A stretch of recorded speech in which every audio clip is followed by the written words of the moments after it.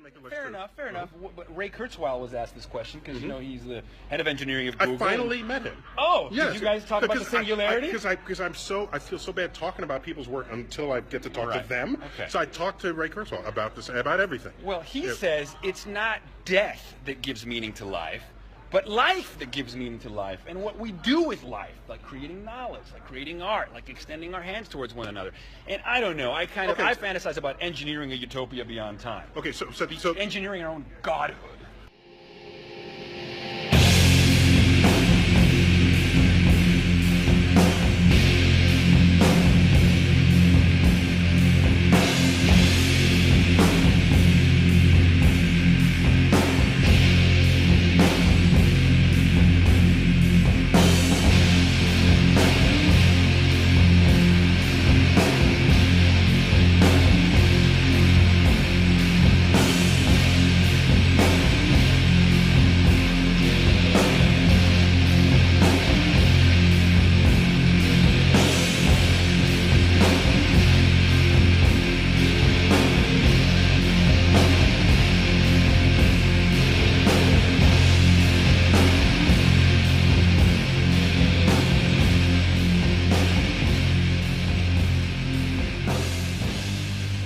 Throughout much of human history, sages have spoken about the mystical experience, perhaps the most meaningful experience that human beings are capable of having. The mystical experience is an encounter with the transcendent, right? It's an encounter with the numinous, what Otto Rank described as the mysterium tremendum e fascinosum of reality, when the doors of perception are cleansed. And the mystical experience has some characteristics, some persistent hallmarks that always show up, no matter the culture or worldview and belief system of whoever is having it. So there's these common attributes that show up with mystical experiences, and they are the following. The mystical experience is characterized by feelings of cosmic unity, feelings of oneness with everything, feelings of interconnection. A mystical experience is characterized by feelings of transcendence of time and of space. The mind freed from the shackles of the ego, freed from the constraints of time and space. The mystical experience is characterized by positive mood lifting, right? A feeling of bliss, a feeling of ecstasy, a feeling of gratitude, right? Pure magic. The mystical experience is characterized by feelings of the sacred, of connecting with the divine. The mystical experience is characterized by ineffability, a feeling that you can't quite put it into words, that it's an experience beyond language. You can't clothe it with language. The mystical experience is characterized by feelings of paradoxicality, feelings where you can hold multiple perspectives in mind at once, where contradictions are reconciled, where you can conceive of opposites and somehow hold them in mind at once. A mystical experience is characterized by its fleeting quality. It's something that can emerge and can dissolve just as quickly. It's a finite experience. A mystical experience is characterized by feelings of transformative change that are lasting. So even though it's a temporary experience, a person is forever transformed. New perspectives are glimpsed. New visionary understanding is felt. And so a person is forever made better. A person feels like they've seen the light, whereas once we were blind, now we can see. I've always felt, what do you do after a mystical experience? What do you do after a cosmic orgasm? What do you do after becoming one with everything? Fetching water and chopping wood. And I guess what I'm saying is that I don't agree with that Puritan mindset of accepting that transcendence has to be temporary, that our fundamental wiring requires us to come down from our bliss and our grace and our highs. And I propose instead something akin to David Pearce's ideas of paradise engineering, of rewiring our hedonic set points and actually transforming subjectivity to engender a kind of godhood of mind. Pleasures and paradises beyond anything we can imagine. So, after the ecstasy, more ecstasy. People talk about happiness. Certainly the self-help section in the bookstore is full of books telling you how to tap into that happiness, how to be happy, how to think and grow rich, so on and so forth. But what I think is ultimately more interesting, my friends, is those states north of happy. Now, Jamie Wheal, Stephen Kotler are the co-founders of the Flow Genome Project. And the Flow Genome Project aims to deconstruct the elusive and mystical flow state. Now, in the field of positive psychology, a flow state is a state of consciousness in which you feel your best and you perform your best. Think of the athlete in the zone. Think of the jazz musician in the pocket. Think of the surfer catching that perfect wave. And these states of consciousness in which you feel your best and you perform your best are characterized by the acronym STIR, which stands for selflessness, the self vanishes, timelessness, your sense of time dilates and dissipates, effortlessness, the activity just kind of flows magically, and information richness. There's this feeling of a high-res download of realization and possibility that seems to kind of emerge from the world around you. So again, selflessness, timelessness, effortlessness, and information richness is a kind of like high-definition reality in slow-mo. And these states of consciousness have always been elusive. They're kind of like quasi-mystical states of ecstasy, says the Greeks described them. And so Jamie Wheal and Stephen Kotler's new book, Stealing Fire, alluding of course to Prometheus, who stole fire from the gods, is about the fact that finally, for the first time in history, ecstasis is understandable. Ecstasis is reproducible. Flow can be had on tap.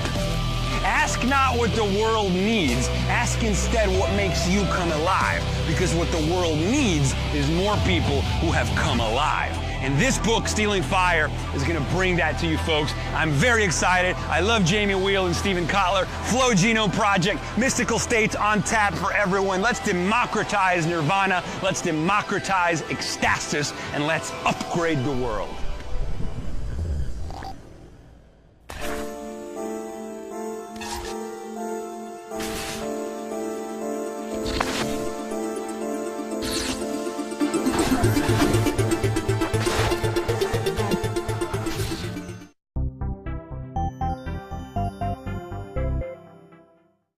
I'm Jamie Wheal, this is Stephen Kotler. We're the co-founders of the Flow Genome Project, which is an interdisciplinary organization dedicated to mapping the deep science of ultimate human performance. Flow states are defined as optimal states of consciousness.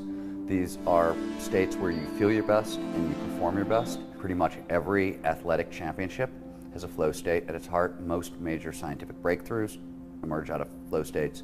Same thing with significant progress in the arts. Flow is one of, if not the largest driver of innovation breakthroughs. McKinsey just conducted a 10-year study on peak performance in top executives. They found that top executives in flow are 5 times more productive than out of flow. They realized that if we could increase the amount all of us are in flow by a mere 20%, overall workplace productivity would double. That's pretty amazing. Over the past 150 years, there's been kind of a dedicated, concerted research effort to unpack these states. We've made a tremendous amount of progress in the past 15 years thanks to massive development in neuroscience. So we're starting to understand where in the brain these states come from, what brings them on, and how to precipitate them in others. One of the reasons we started the Flow Genome Project was to try to bring all the researchers together under one giant tent. So our board is made up of pretty much the very best high-performance experts in the world, a lot of really great flow experts, a lot of really top neuroscientists, Dr. James Olds, who heads the Krasnow Institute, Andy Walsh, who's the head of high performance at Red Bull, so Red Bull has the best athletes in the world right now. Andy Walsh is the guy charged with making them better. Mike Gervais, who's another performance psychologist, one of the very best in the world. The lists kind of go on and on.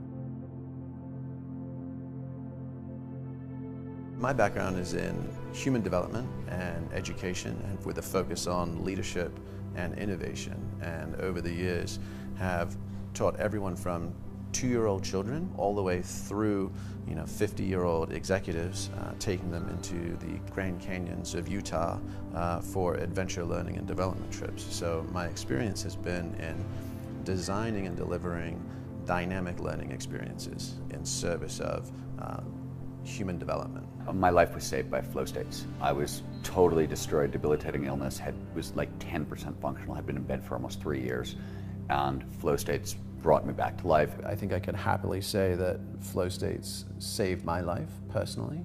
If I hadn't stumbled across these experiences, I probably would have self-destructed. I didn't know what was happening. I actually thought I was having mystical experiences. I thought I was losing my mind. I suffered from a strong sense of alienation, isolation, and was kind of that prototypical angry young man. By the time I got to college, I was pretty convinced that either I was going to find something more worth living for, or I was going to continue taking bigger and bigger risks. I was either going to keep going until I got it, or I was content to let it get me. And that was really kind of my double or nothing exit plan / solution for the existential dilemma. I trained as a science writer, and I had spent a lot of time around scientists, so as I started to get better, there was this overwhelming desire to figure out what the hell just happened to me. One of the simplest ways that flow prompts innovation is just from the neurochemicals involved. There's basically about 5 that really contribute to the overall flow experience, and that starts with a norepinephrine or adrenaline, and the first thing that does is it makes us alert and paying attention. The next that comes online is dopamine, and that starts enhancing our pattern recognition. It's both deeply rewarding, it's basically our brain telling us, yes, you're onto something, keep paying attention, do more of this. We then get some of the endorphins, which kind of, leave us feeling no pain, feeling sort of like Superman. And there's a little jolt of anandamide, which is actually an endocannabinoid, and it prompts lateral thinking. So in our Flow Dojo research and performance centers, it's basically a playground dedicated to the seeking and training of flow states. In the center are giant, extreme sort of playground equipment, so huge looping swings, surf swings, human gyroscopes, the ability for people to take what is normally reserved for professional athletes risking life and limb, and actually we can put people into those sensory motor inputs safely. So that combination of the neurochemistry, what are actually the neurochemicals that are coursing through our brains and bodies, and the brainwave states, give us access to solutions that we don't normally have in a normal waking state of consciousness, and can let us connect dots that we wouldn't normally otherwise see. The people who had the most flow in their lives were and are the happiest people in the world. And the way they got that was to build their lives around it. Changing the world is hard, and one of our core intentions is almost a sort of revival of Plato's Academy, right? Where you bring together the best and the brightest. You train, you think, you play, and you go out and you seed culture. There's a litany of stories of whether it's the Curies and their eureka breakthroughs, whether it's Einstein as he comes up with general and special relativity, Archimedes and his eureka moments, or Mozart and his downloads of entire orchestral compositions, or Michael Jordan doing the impossible in Game 6 of the finals. And that really is the game that we're interested in playing, is how do we unlock that possibility, not just in the best of the best, but allow it to actually be our own birthright, and to reclaim that, and to not simply say voyeuristically, wow, that's awesome, but I could never, and actually say, that's incredible, and I can too.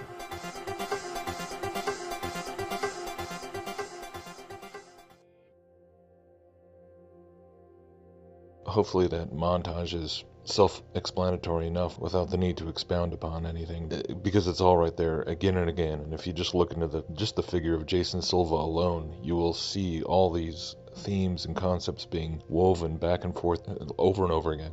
Transhumanism, mysticism, this idea of flow state, hacking the flow state. You hear him talking about the download, the eureka moment, it's ridiculous. But it's all mysticism. And once you really understand the message behind both, you see how they are one and the same. You see how they are really inseparable. So if nothing else, hopefully this really makes people who have an affinity for mysticism and esotericism and, New Age concepts, but also understand the seriousness of the New World Order agenda and the transhumanism agenda. Hopefully it just makes you stop and think.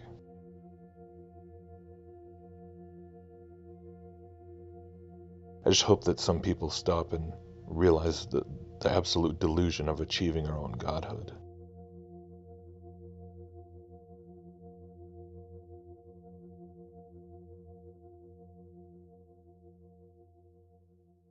Experience, perhaps the most meaningful experience that human beings are capable of having. The mystical experience is an encounter with the transcendent, right? It's an encounter with the numinous, what Otto Rank described as the mysterium tremendum e fascinosum of reality, when the doors of perception are cleansed. And the mystical experience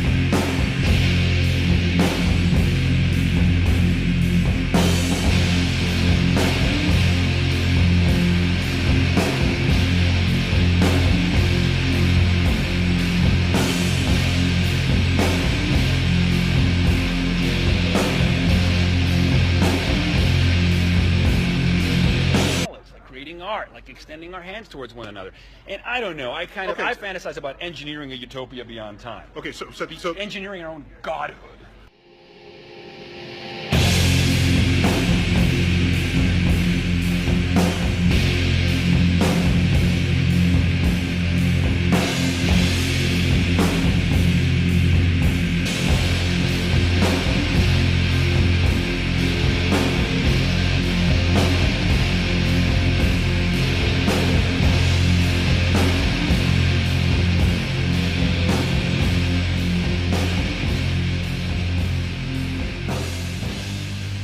Throughout much of human history, sages have spoken about the mystical experience. Fair enough. But Ray Kurzweil was asked this question because, you know, he's the head of engineering of Google. I finally met him. Oh, yes. Did you guys talk about the singularity? Because I feel so bad talking about people's work until I get to talk to them. Okay. So I talked to Ray Kurzweil about this, about everything. Well, he says it's not death that gives meaning to life, but life that gives meaning to life, and what we do with life, like creating knowledge.